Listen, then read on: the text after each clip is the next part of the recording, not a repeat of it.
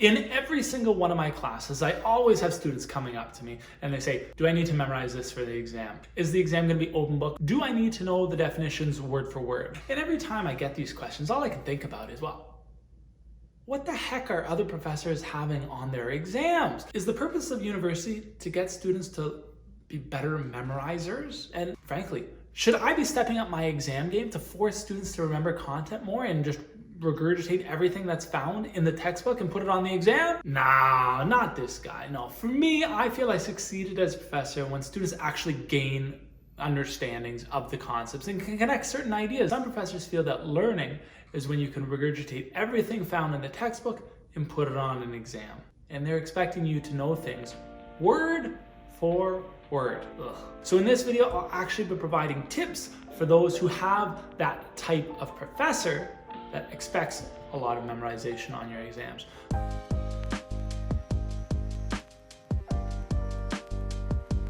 Hey guys, I'm Mike. I'm an organizational behavior professor at the Ted Rogers School of Management. In weekly videos, I leverage my student and professor experience to shed new insights for you to help you better manage your university life. I generally don't talk about topics learned in the classroom, but learn the hard way throughout university life.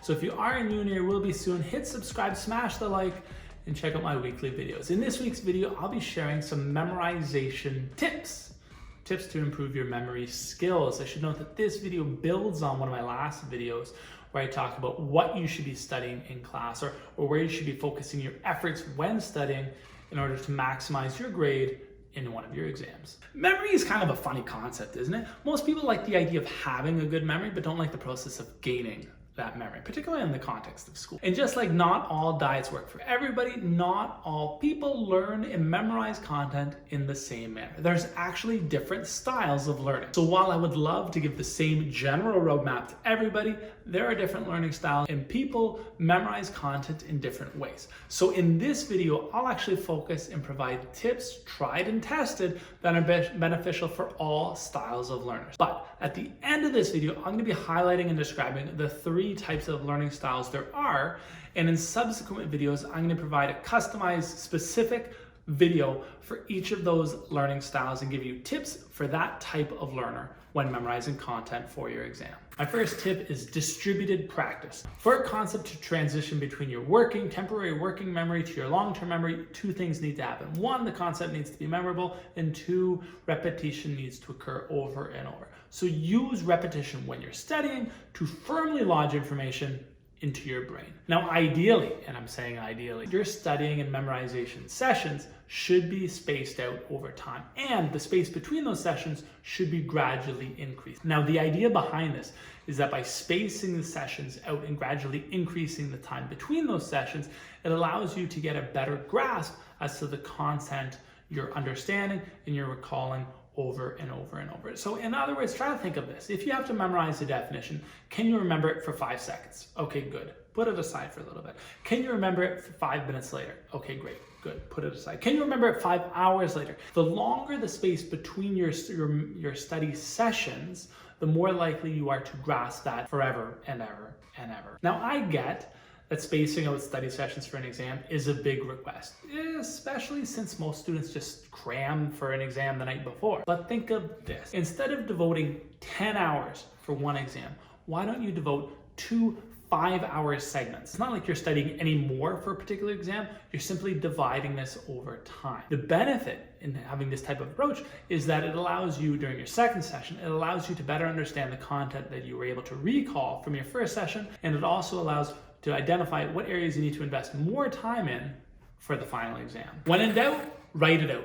Writing appears to more deeply encode information that you're trying to learn because there's a direct relationship between your brain and your hand that's writing things out. Now, I get that most students take notes on their computers during lectures, and I'm not saying don't use your computer because, well, frankly, there's a lot of benefits to doing so, but try this. Now, when you're studying for your final exam, reorganize the notes from your computer onto onto a paper via your pen or pencil. And while you're writing out concepts onto the paper, remember to say them out loud and visualize what they mean in your head, because that triggers other aspects of your brain to further reinforce that memorization of the concept that you're trying to learn. And one additional benefit of being able to write things out with pen and paper is that you're not limited to words. You can also draw figures or pictures or diagrams to help you understand, remember, and understand the concepts. Now, for a description of the benefit of that, we'll circle back to that a little bit later on. My next tip is to sleep after studying. Studies have shown that your brain processes and stores information while you sleep. So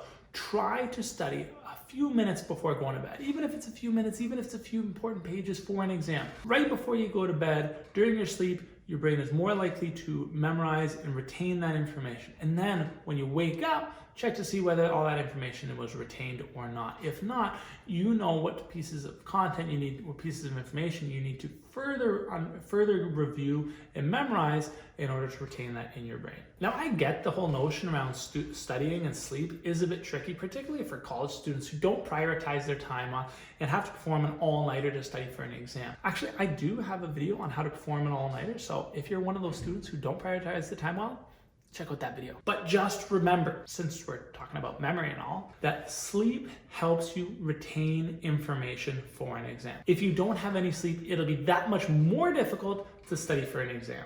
My next tip is to get active. Studies have shown that exercise can increase memory and learning capabilities because exercise can help create neurons that are related to memory. Cardio, resistance training, weights, what have you, they've all been shown to have powerful effects when it comes to memory. So do whatever works best for you.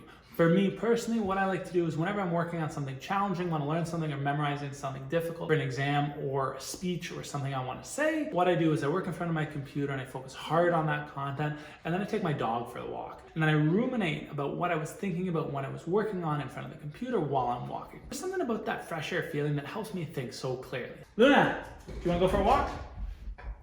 Yeah, I know you do. She always wants to go for a walk with me. Is this you saying you want to go for a walk? Is this you saying you want to go for a walk? My next study tip is to figure out what study location works best for you. Now, there's been a ton of research that explores the relationship between study and location. The two general overarching recommendations are that you should study all of your content in the same location and study the same content in different locations.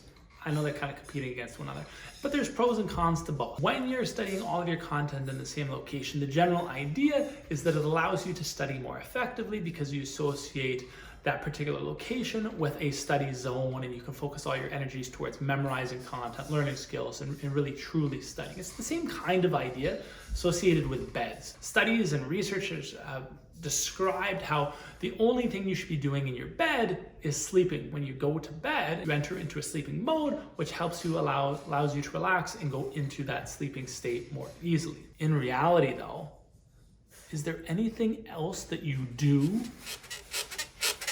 when in bed? Seriously. Alternatively, there's also research to suggest that there's value in studying the same material in different locations. It's the idea that you are able to take different elements of the physical environment and hang these concepts, is the memory term, hang these concepts on the physical environment so that if you're trying to memorize a particular definition, you can remember certain elements of that definition when you were studying it in your bedroom versus other aspects of another definition that you were studying at the coffee shop. Based on this kind of approach, you're going to want to study the same content at school, at home, at a coffee shop, in the library, what have you. Okay, but the big thing to remember here is you have to study the same content in different locations. Studying different content in different locations won't nearly have the same effect. My next tip is to understand the content fully before you try to memorize it. One common misconception students have is that they try to memorize material without fully understanding it. You think you get grades for simply recalling information, so why on earth would you spend so much time trying to fully grasp and understand a concept if you're only getting grades for what you put on the paper based on the definitions that the professor indicates during the class? It doesn't make any sense. However, I guarantee you that if you invest a little more time and spend a little bit of extra effort up front in understanding the concept, it'll be so much easier for you to memorize the content. It'll be easier for you because you'll have more mental pegs for which to hang new information. Let's put this into perspective. Say you're trying to memorize the lyrics to a new song. If the lyrics are in a language you already know, it'll be so much easier for you. You know what the words are. You know how to say the words. You know what the grammar is associated with that language. You already know phrases that are appearing in that song. So it'll be easier for you to memorize the lyrics because you have all the fundamentals, all the basic elements for the lyrics. So scenario 2, imagine you're trying to memorize the lyrics to a song in a language that you don't know. You don't know the words, you don't know how to pronounce the words, you don't know what words commonly go together, you don't know the grammar associated with it, you don't know any phrases that might be appearing in the song, so everything is new to you. Everything is all new. There's so much more information that you will need to remember. The more you can understand a topic more broadly, the easier it is for you to understand and memorize specific elements within that general topic. Do yourself a favor and try to put a little bit more time up front to understand the content before you try to memorize it because, well, frankly, it'll be easier for you in the long run. My next tip is to teach others what you have learned about a particular topic. So research suggests that when you learn something new and then teach somebody else, your comprehension related to that topic increases substantially. I guess it's kind of related to my last point. If you are capable of teaching a content to somebody else, then you probably have a pretty firm understanding of what it is to begin with. So an effective memorization technique is to actually teach what you know to somebody else. And in doing so, it increases your comprehension and retention of that area. Plus, it's always nice to help somebody out who doesn't have a firm understanding of a topic and teach them a little bit more about it. Now, I know what you're saying. You're gonna be like, Mike, this is a great idea. I only have to go to half the lectures. I'll pair off with a friend of mine. I'll learn half the content, teach them, and then they'll learn half the content and teach me right before the exam, and then we're gonna wham, bam, thank you, ma'am, I'm gonna be done for the exam. But that's not actually a good strategy. When you learn and then teach that material to somebody else, great, that's gonna be retained in your mind, and you're gonna be able to excel on questions associated with that content. However, listening to somebody else teach doesn't nearly have the same effect. But I guess that's kind of odd that I'm saying that because most lectures that you go to, you simply go and listen to somebody else talk and you're supposed to remember it. Practicing with old exams helps you remember content for a number of reasons. First, it can get you more comfortable with recalling content in the context of an exam.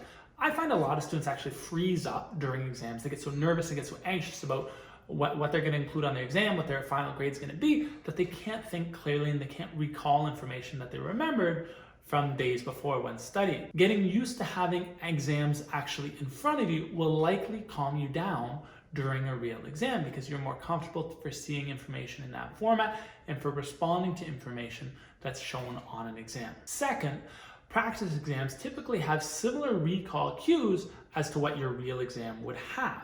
So what I mean by this is if all of your studying is done and it revolves around a study sheet or a cheat sheet, that cheat sheet is going to be very good at triggering information and triggering a recall about particular topic. However, if the exam is not open book and you're not able to bring your cheat sheet to the exam and you don't have that memory aid, you might struggle to recall content in the same manner because, well, the exam's triggering, asking you to recall information that isn't shown in the same format or in the same arrangement as your study sheet. So having the old exams in front of you gets you more used to the type of recall approach that might be shown on your actual exam.